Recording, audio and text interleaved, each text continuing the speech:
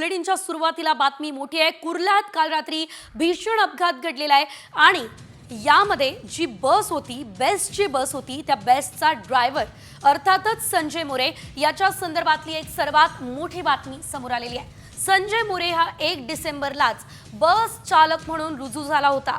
संजय मोरे हा कंत्राटदाराचा चालक होता। कंत्राटी पद्धतीने भरती झालेला संजय मोरे आधी खासगी बस चालवायचा। त्यामुळे कोणताच अनुभव नसताना संजय मोरेची नेमणूक नेमकी कशी झाली आणि त्याला एवढी मोठी बेस्टची इलेक्ट्रॉनिक बस नेमकी चालवायला कशी दिली, कोणी दिली, हा सवाल आता उपस्थित होतोय। अनुभव नसताना देखील संजय मोरेला एवढी मोठी बस चालवायला देणाऱ्यांची आता चौकशी होणार अशी माहिती विश्वसनीय सूत्रांकडून मिळते।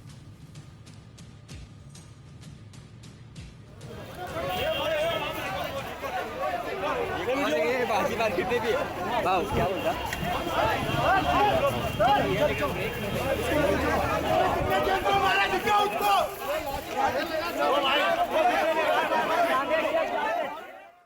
बस चालक संजय मोरे 1 डिसेंबरलाच कामावर रुजू झालेला आहे। चालकाचं वय 54, आधी खासगी बसवरती तो चालक होता। मोठं वाहन चालवण्याचा त्याला अनुभवच नाहीये अशी माहिती आहे। तर बेस्टची मोठी इलेक्ट्रॉनिक बस कधी चालवायला दिली, कशी दिली, कोणी दिली, हे सवाल आहेत। अनुभव नसताना मोठी बस चालवायला देणारे नेमके कोण, हा सवाल आता उपस्थित झालेला आहे। तर कुर्ला बस अपघातातला बस चालक संजय मोरेला जमावानं बेदम मारहाण केलेली आहे। अपघात झाल्यानंतर संजय मोरे हा बसमध्येच होता, तेव्हा उपस्थित जमावानं त्याला चांगलाच चोप दिलाय। पोलिसांनी मध्ये पडत संजय मोरेला जमावापासून वाचवलंय आणि सुरक्षित स्थळी त्याला हलवलं।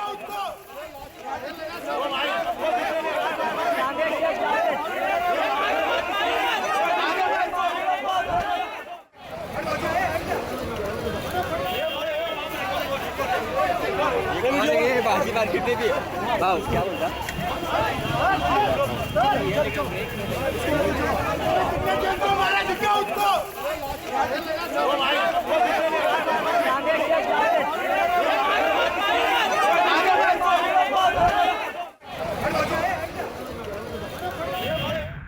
तर या संपूर्ण अपघातामध्ये महत्त्वाचा मुद्दा म्हणजे बसमध्ये कुठलाच तांत्रिक बिघाड झालेला नव्हता।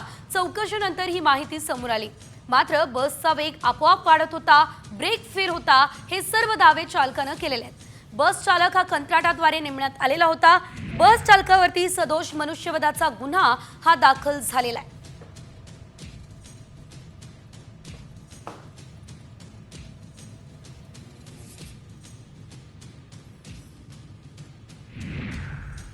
तर बेस्ट अपघातामध्ये मृतांचा आकडा वाढलेला आहे। हा आकडा आता 6 वरती पोहोचलेला आहे। 6 जण ठार झालेत।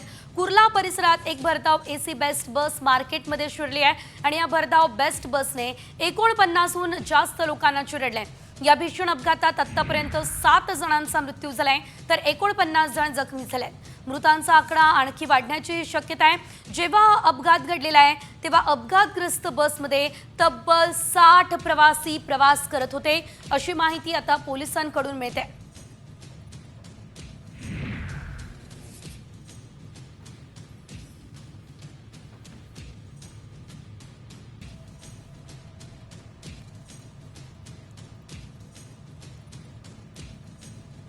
तर बेस्ट अपघातातला हा मृतांचा आकडा आणखी वाढत चालला असल्याचं बघायला मिळतंय। यामध्ये तब्बल 49 जण जखमी झाले असल्याचं वृत्त आहे।